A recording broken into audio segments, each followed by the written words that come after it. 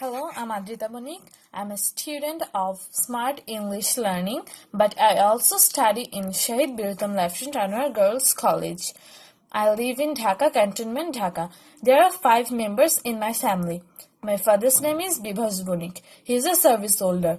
My mother's name is Munmundhar. She is a housewife. I have one elder sister and a younger brother.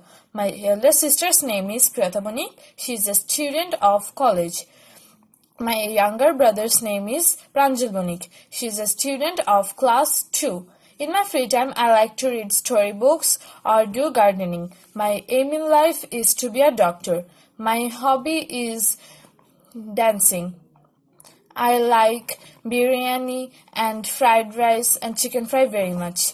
My favorite color is black and pink. I love my family very much. So that's all for today. Thank you.